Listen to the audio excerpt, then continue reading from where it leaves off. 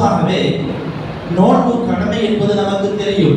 இஸ்லாத்தில் சில விஷயங்கள் இருக்கிறவர்களே, அதை எப்படின்னா ஆரம்பத்துல கட்டளையாக ஆக்கப்பட்டு நடைமுறைக்கு வருவதற்கு முன்பாகவே கடமையானது என்னவோ அது அமல்படுத்தாமலேயே மாற்றி அமைக்கப்பட்டு விட்டது.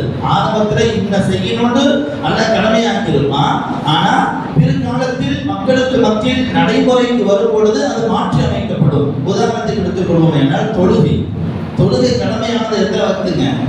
50 வக்து. மிஅராஜ் பயணத்துல அல்லாஹ் இந்த உம்மத்துக்கு 50 நேர தொழுகையை கடமையாக்கினான். ஆனால் மக்களுக்கு இது சிரமம் என்பதால் 50 வக்தை நடைமுறைக்கு வரும் பொழுது 5ஆக மாற்றி வந்தது என்பதாக வரலாற்று ஆசிரியர்கள் நமக்கு சொல்லித் தருவார்கள். அதுபோல இன்னும் சில அமலை இருக்கிறது, சில கட்டளை இருக்கிறது. நடைமுறைக்கு வந்து விட்டது, மக்கள் அதை அமல்படுத்தணும். ஆனால் அதை ஒருவர் மட்டும்தான் செய்தார்.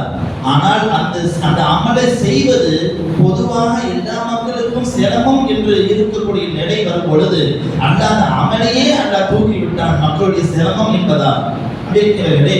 இதற்கு உதாரணம் சொல்லுமையானால் அல்லாஹ் தஆலா ஸல்லல்லாஹு அலைஹி வஸல்லம் சஹாபாக்கள் கேள்வி கொண்டு இருந்தாங்க. சும்மா கேள்விக்கிட்டே இருப்பாங்க. எந்த அளவுக்குனா கேள்வி கேட்டு உடனே போகவும் மாட்டாங்க. நபியுடைய மஜ்லிஸ்ல தர்பார்ல இருக்கணும், அவங்களோட சேர்ந்து பேசுவது, அவங்களை பார்த்துட்டு இருக்கணும் என்று சஹாபாக்களுடைய ஆர்வம். ஆனால் இது நபிக்கு கஷ்டமாக இருக்கிறது. அவங்களுக்கு மனைவிகள் இருக்கிறாங்களா இல்லையா, மனைவிக்கு நேரம் ஒதுக்க வேண்டும், பிள்ளைகளுக்கு நேரம் ஒதுக்க வேண்டும், சுற்றிலும் நண்பர்களே சூழ இருக்கும் பொழுது அவர்களை தவிர்த்து போவது நபியுடைய குணம் அல்ல. நம்மள என்ன செய்வோம், டைம் ஆச்சுன்னா முடிஞ்சு போச்சு, வெட்டு கொண்டு துண்டு கொண்டு ஏக்மா தோத்துலாம் சொல்லிட்டு என்ன எவ்வளவு முக்கியமான விஷயமா இருந்தாலும் அப்பவா இப்ப நான் ரொம்ப பிஸியா இருக்கேன்னு சொல்லிட்டு கட் பண்ணிட்டு போயிடுவோம். நபியுடைய குணம் அது அல்ல. கூட நண்பர்கள் இருக்கும் பொழுது என்ன கேள்வி கேட்டாலும் ஓம் சொல்லிக்காம பதில் சொல்வார்கள். அது நபியுடைய அகலாக்கு நற்குணத்தினுடைய உச்சம்.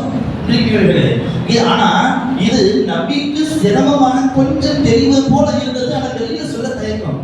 அல்லாஹ் புரிந்து கொண்டார். அல்லாஹ் ஆயத்தை இறக்கலாம்.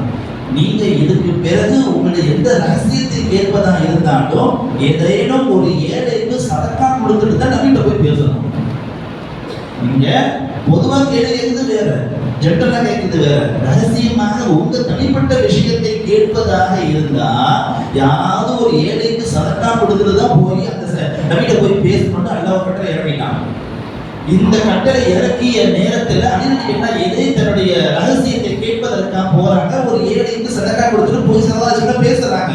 ஆனா இதை அல்லாஹ் தஆலா இப்படி ஒவ்வொருவரும் போய் சதக்கா கொடுத்துட்டு நபிகிட்ட போய் பேசக்கூடிய சூழ்நிலை வந்தால் பொதுவாக எல்லா மக்களுக்கும் சிரமம் ஏற்படும் என்பதால் அல்லாஹ் இந்த சட்டத்தையே தூக்கிட்டான். மக்களுக்கு சிரமம் என்பதால் இருக்கிறீர்களே. அப்ப அல்லாஹ் ஒரு கட்டளையை இறக்கினான், மக்களுக்கு நடைமுறையும் வந்தது. ஆனா மக்களுக்கு அது சிரமம் என்பதால் ஒரே தெரியாத தூக்கிட்டான். ஆனா கடமையான நேரத்துல அந்த அமலை செய்த கட்டளையை செய்த ஒரே நபர் அது தனது என்றார் என்பதாக பார்க்கிறோம்.